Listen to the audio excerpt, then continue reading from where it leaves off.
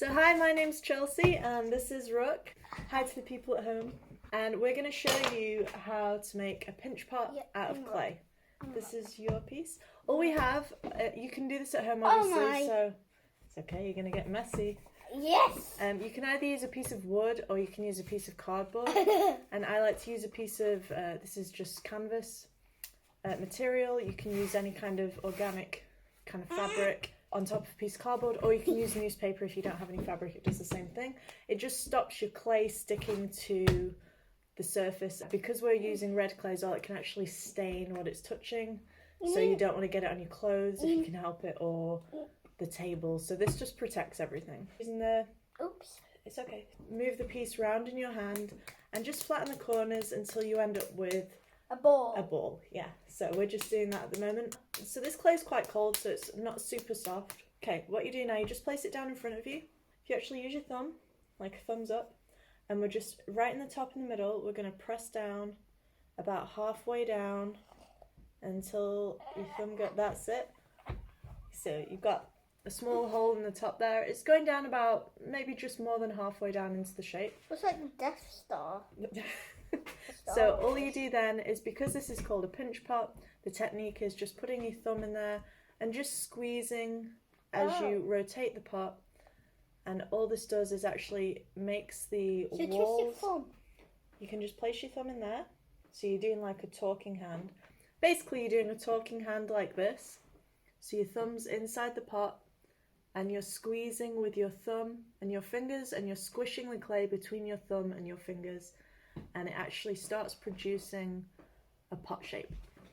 Let's see how, good job. So keep going all the way around, and you want to try and apply even pressure all the way around the outside, just so that the walls of your pot stay relatively similar in thickness. You want it kind of to be the same thickness all the way around. If it's not exact, it doesn't matter, but this is just what we're doing so far. If you look at it straight like this wall here is a bit thicker, so you might want to squeeze this a bit more. Good job. If you see any this clay is quite wet, but if you see any cracks forming, if they're just small cracks, just smooth them over with your finger. You don't need to add any water at this stage unless your clay is particularly dry. If you find that your clay is quite dry because it's been out for a little bit perhaps, and you're getting more cracks, you can just dip your finger in a bowl of water and just run it over the clay and help smooth the cracks over that way. That works. Oh, this is really good. Well done. He's getting a really good edge bit here, but he's got a really thick base, so that the hole's probably only about halfway in. So what we're going to do is we're going to just start pushing your thumb down, because you want that bottom bit of the pot to be the same thickness as this. So if you start pushing your thumb a bit further and just pinching it as you go, but make sure that you don't actually put your thumb through the bottom of your pot. So this, you can take some time doing this to get this to a thickness that you're happy with. So I'm quite happy with how deep that goes and how thick my base is, so I don't want to alter the base thickness too much. That's it. You don't want to worry too much about whether the tops of your pot here are completely level at this point in time, because you can actually trim those later on. We're just going to concentrate on trying to keep the thickness of the walls all the same. So what you can do, if you notice any cracks in your pot, you see how you have these little cracks? Yeah. It's good to catch them when the cracks are quite small, because if you keep pinching and turning the clay when you still have cracks, they will actually just get bigger. So when you notice them, so you see these little cracks here? Yeah. And if you can see, they're nothing crazy, but you can see there are some cracks here. And all I'm doing is just smoothing it over with my finger. When you get to this stage, it's really just a case of what you want your aesthetic to be. So you either want it to be really chunky and thick, or you can have quite a thin walls so it looks like a more refined piece. Neither way is wrong. It's just what you want it to look like. So as long as you're maintaining a consistent kind of thickness on each of the edges. It's good to have your thumbs on the inside when you're working on a round piece like this, because the curve of your fingers naturally pushes the piece round like this, so it keeps it in shape. If you go with your hands in like this, if you try and put your fingers in, it's going to try and splay the clay outwards. So yeah, if you're planning on making a lot of these and you want to actually see, if you don't feel confident just from the feel of it, how thick your clay is and you want to test, you can This actually... is the wire.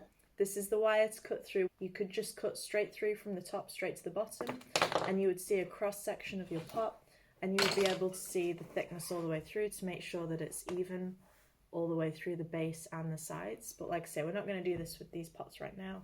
That's just if you're planning on making lots of them and you want to make sure that your technique is good right from the beginning. This is looking really good. If you have a bowl of water at the side, you can just dip your finger in just with a small amount of water and just smooth over the cracks. But like I say, as this clay is already quite wet, it's just smoothing over nicely. You can see around the edge there, you can see the fingerprints, the indentations, and it looks quite nice. That's really cute. I'm going to leave mine like that, but what you can actually do is use a rib tool, which is this tool, which is also in the kit. And you can just actually... You want to do that? Rook here has decided he wants to smooth his over. So you want to support it on the inside of the pot, because if you're going to apply any pressure to the outside of your pot, you want to always support on the inside with some fingers there. So either 3, depending on how big your pot is. I'm just going to go in with my middle 3 fingers here. So you press those against the inside gently, and then all you have to do is start from the bottom and just slide it up, and it will smooth the outside of your clay. That's it. Always start from just tuck it under the bottom there and drag it up. Make sure your fingers are always on the inside. Rook's is looking really good here. You might just notice at the top of his, it's slightly thinner at the top because he's actually pinched a little bit more just around the top, which can lead to a few cracks here. Nothing to worry about though. So if you have any cracks, sweetie, you just want to, we're just going to squish it together a little bit and get rid of those cracks. We're actually going to go ahead and we're going to decorate these a little bit. Basically anything that's lying around your house, Rook's just found a little screw here. So he's going to use, and you can just actually press different objects. Always, if you're going to press onto the outside of the pot, always make sure that you have your fingers on the inside like this, so that you're supporting the back. And he can just press, oh nice. He's just pressing and indenting onto the outside of his pot. You can also use a needle tool, which they come in the kits. These are really good for decorating, so you can literally just score right onto the side of the clay and put any pattern you want. Or if you have items in your house that have a nice texture on them, you can press them against the side of the pot, or things from nature, so things you find outside you can use, like pine cones, leaves. At this point, whilst the clay is nice and wet still, and quite malleable, you can actually just press anything against, as long as you are using your fingers on the inside of the vessel. So if you're putting any pressure on the outside, always be sure to just counterbalance that and have some pressure on the inside, just so it doesn't bend your pot out of shape. Nice. That's cool. So he's just working his way around the outside there.